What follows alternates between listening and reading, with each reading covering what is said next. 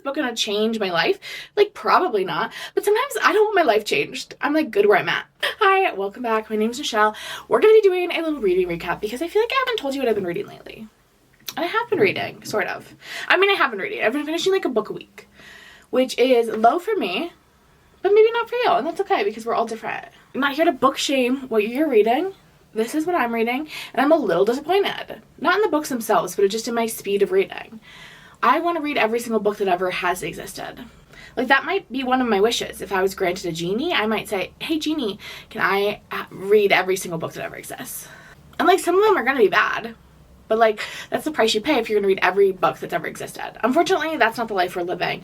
And I'm reading, like, one book a week. It turns out if you're making, like, 2-hour videos every week, you have less free time. We just finished a full recap of the whole Throne of Glass series, which was, like, a year-long project. A multi-year project, but, like, mostly this year. And we're jumping into a shorter series. We're doing the Crowns of Nyaxia series. Right now, the first video comes out on Saturday. We're very excited about that. And then I have a very fun project that has to start in December. Has to, which is why Crowns of Nyaxia is coming so quickly on the tails of Kingdom of Ash. Because something very important needs to start in December in order for the timing to line up. I wanted to talk to you about everything I've read. I read in a bunch of different genres over September and October, and so I'm going to break it down by genres. So if you're a genre reader, you can just click to the genre you want to see. I'm looking out for you. But the first one I'm going to hit on is Romantasy. Romantasy is my personal favorite genre, okay? Like, if someone had a weapon to my head, and they were like, pick, you can only read one genre for the rest of your life, I would say Romantasy, and I would say it quickly.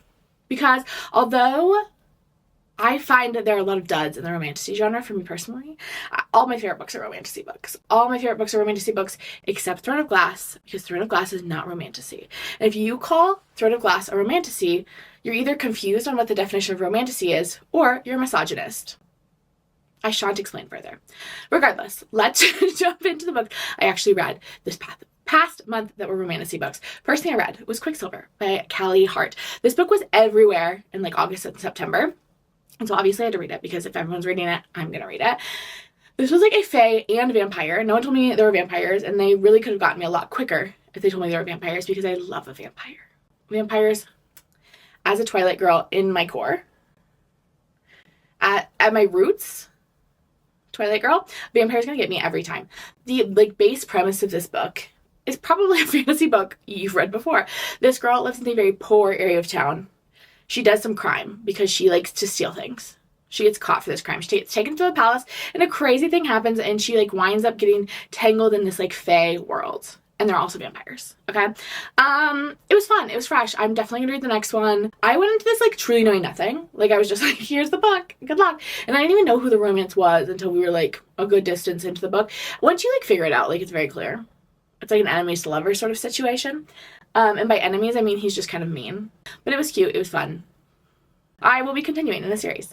Then I read Reckless by Lauren Roberts. This is the second book, novel in the Powerless series. There is a novella in between that I don't think you need to read. And we pick up kind of right where we left off, so I'm not going to get into plot too much. But if you're debating whether to start Powerless, I will say this. Powerless is for the girls who are here for the banter, okay? Like, you only have so many words in a book. And so you do have to make some choices. You have to prioritize things.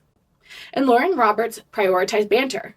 And she prioritized banter over world building a little bit and like making like a very like detailed like magic system and those sorts of things. And I am saying this and I feel like it sounds like a diss of Lauren Roberts. It absolutely is not. It's just like what she chose to prioritize. And I think the people who love this book go into this book wanting banter. Like, that's their favorite part. They like the rom-com-y sort of aspect of a Romantasy. And the people who go into this book expecting more of a like fantasy heavy world are disappointed. So I'm just trying to temper your expectations. I love the banter. Okay? I'm just sitting there kicking my little feet, having a giggly fun little time in these books. They're not that serious. The plot of this book, not much happens. They like run around and flirt the whole book. I had a delightful time. Okay? Then the last 10% of this book, maybe not even 10%, like the last couple chapters of this book had my jaw on the floor. I can't wait for the next book. It's going to be a great time. I like just truly have like a fun time reading. And sometimes that's what I'm looking for. Is this book going to change my life? Like, probably not. But sometimes I don't want my life changed. I'm like good where I'm at. You know what I mean? And then the last Romantasy I read over the last couple months was The Witch Collector by Carissa Weeks. This is the first book in this series. I believe the series is called The Witch Collector. I'm not 100% sure.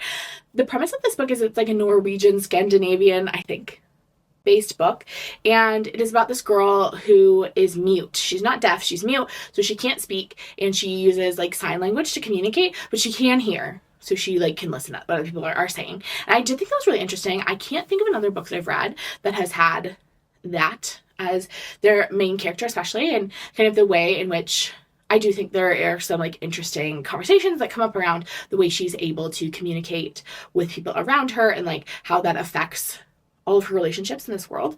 I thought that was super fun and super great. And also in this world, like magic is sung. And so she, in order to use magic, has had to find like kind of like a workaround, obviously, because she can't speak. It's really fun. The folklore in this one, or like not the folklore, like the world building is much more intense. And I did find myself getting lost a few times. I actually was going to DNF this book, okay, at the like 20% mark. And my mother read this book and loved it. She read the whole series, I think.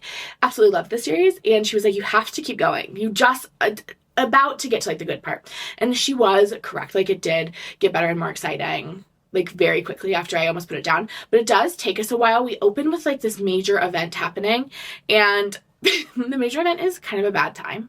And like I'm going into a romantasy for kind of a fun time, and we like jumped right into the like the trauma of it all, and we didn't get into like the fun romancy part until later. So do know that if you're picking this up, like the romance doesn't really start until I would say at least the 30% mark, probably a little bit later. Okay, we start with trauma, get to romance a little bit later. So if you're here for the romance, like stick it out a little bit. Next category we have is the thriller / horror. Kind of lumped them in together. The first thing I read is definitely a horror, and that is the book We Used to Live Here by Marcus Kliewer. This book scared me so bad. Will it scare you so bad? I don't know. I don't know your life. I am a chicken. I am a baby chicken, okay? I get scared quite easily. And this book preyed on one of my biggest fears, which is like people in your home. You know, like spooky things happening in the forest, that's fine. I'm not currently in the forest. I'm in my house, so not worried about that. Spooky books that happen like in outer space, gorgeous. I'm never going into outer space. I truly don't need to worry about that. Even like haunted house books. I'm like, oh, well, my house isn't haunted, so like no big deal. But people coming into someone else's home, scary, because I live in a home and people could come in here. Scary, scary. So the premise of this book, I should probably tell you about it rather than just like unburdening my fears on you. The premise of this book is this woman whose name I can't remember, and her wife have just bought a house in like rural Washington, and they're fixing it up. They're living in it while they like renovate it to like flip it. And this woman is home alone. Her wife is like in town doing something when someone knocks on her door, and she opens it, and it's this family. It's a mom, dad, and 3 kids knock on the door, and they're like, hey, can we just come in for a second?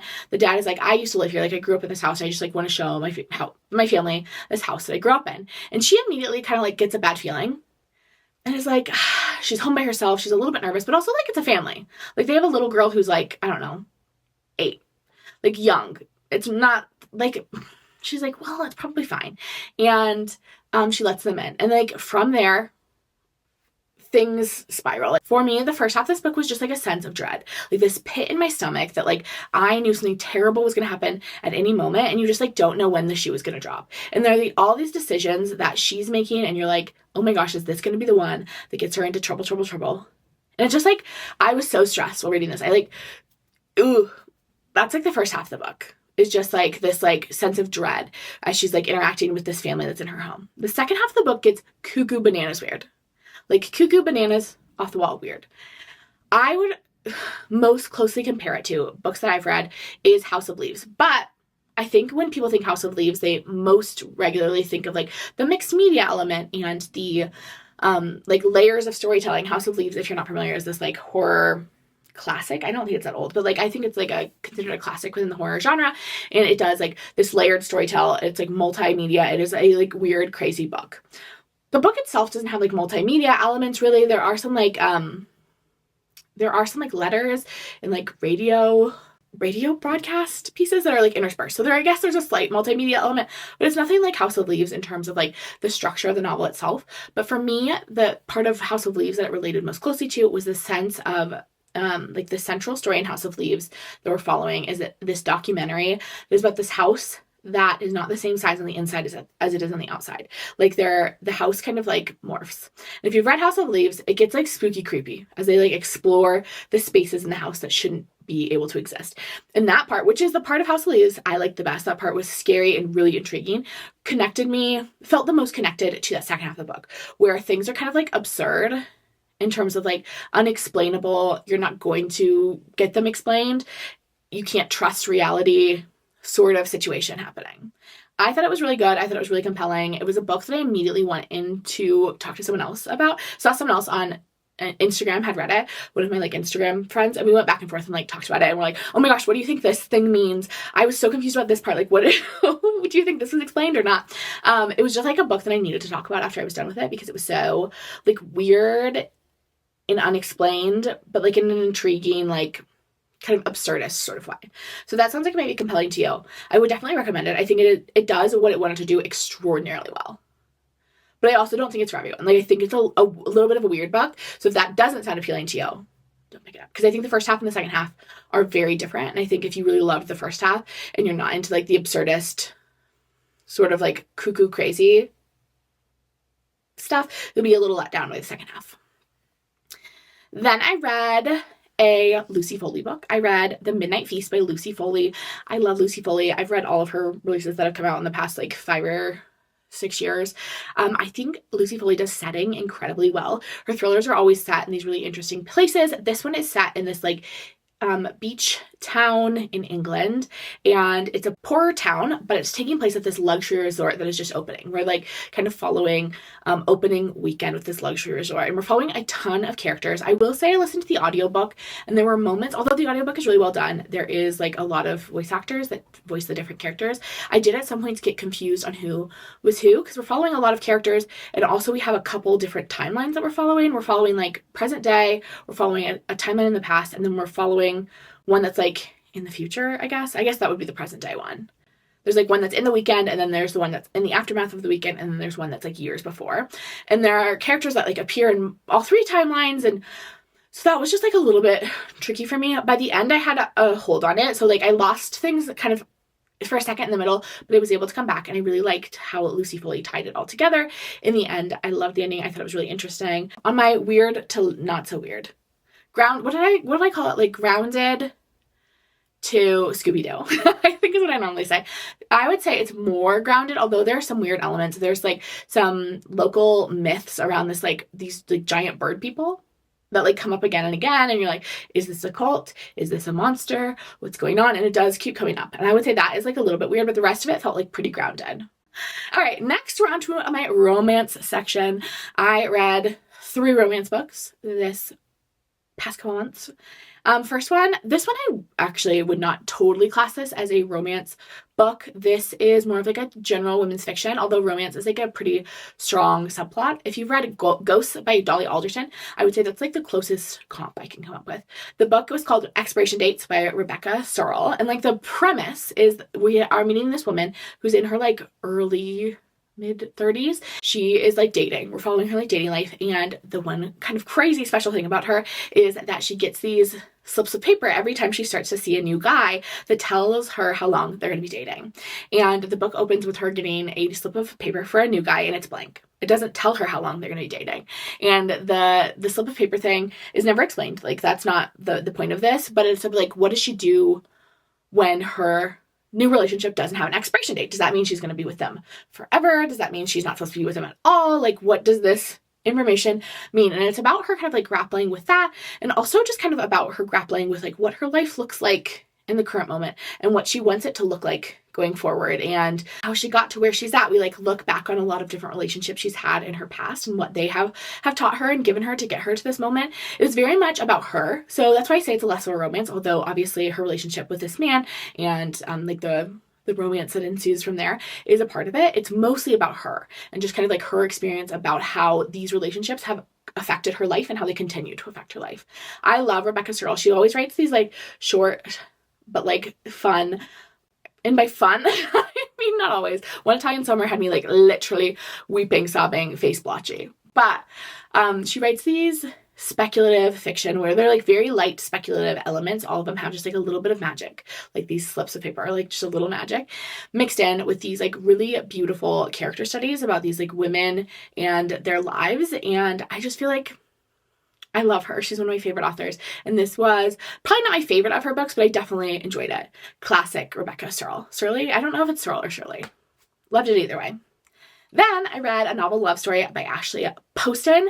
Ashley Poston has a similar kind of model to Rebecca Serle in a lot of ways, where she's writing romance books. Her books are explicitly romance books, and they always have a magical element.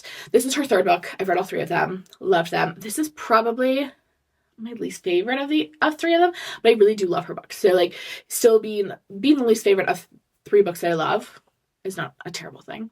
The premise of this book is this woman is supposed to go on this like reading retreat weekend that she goes on every year with her book club. They go up to this house in the mountains and they just like read for a weekend. But everyone else has canceled on this weekend except her. And so she's like, I'm gonna just go up by myself. I need a weekend away. She's gone through a pretty hard breakup recently, and on her way to this reading weekend, she like her car breaks down, crashes. I don't know, something happens with her car and she ends up in this small town. And she pretty quickly realizes this small town is actually the small town from her favorite romance series. Like it is a fictional town and somehow she is inside of it. And it is, there's definitely a romance that happens. But I would say this book is more about just like a celebration of like book lovers and her relationship with this town. And she like has a lot of interactions with all these characters, and she sees what their lives look like after their like happily ever afters that they get in the books. And I thought it was really sweet, really fun. Then the next thing I read, I actually listened to, because right now this is an audiobook exclusive. Ali Hazelwood has an exclusive audiobook out with Spotify, although I think you can get it other places. I listened to it on Spotify. It's called Two Can Play, and it is about video game developers. So it's more in her like STEMinist novella series than, I mean, I don't think it technically falls into the STEMinist novella or STEMinist novels that she likes to write, but like that's the vibe. It's about these two video game developers. The girl thinks the guy hates her because they had like a couple weird interactions a few years back, and they work at like rival companies, and they're both competing to develop the video game for this book series that she like loved as a child. And because they're like competing for it, they might work together and they have to go on this like retreat in the mountains. Okay, that's the premise. It's short. I will say this is incredibly spicy. Guys, it's very spicy.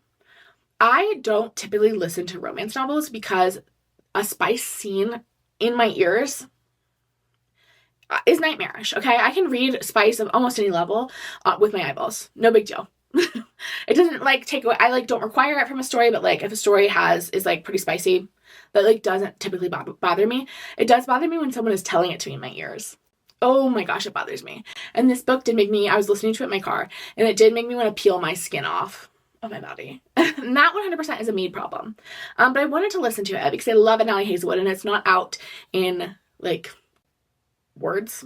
It's not out in, I was gonna say physical form, but it's not out in ebook either. Like you can't read it with your eyeballs. You have to listen to it with your ears. And I just like, I shouldn't do that, especially for like a spicy romance. And I would say this one was pretty spicy. It's pretty short. It's a novella. I think it was like 6 hours of audiobook, like 18 chapters. And I would say 3 of those chapters were pretty explicit scenes, spice scenes. And it was too much for me. It was too much for me. I should have known better. That being said, if you love an Ali Hazelwood, if you loved like Love on the Brain and The Love Hypothesis and those sorts of books, I think you would love this. Like it's very classic Ali Hazelwood. It's exactly what you're expecting. Just for me, I shouldn't listen to Ali Hazelwood on audiobook because that truly did make my skin crawl. I just can't. It makes me feel so embarrassed. So embarrassed. Okay, and then this last category is like favorites, but also there's, I don't know what to call it. This is like a mix of genres, but I loved all of these books. Loved them all. I think they were all 5 stars. All 5 stars. 5-star faves.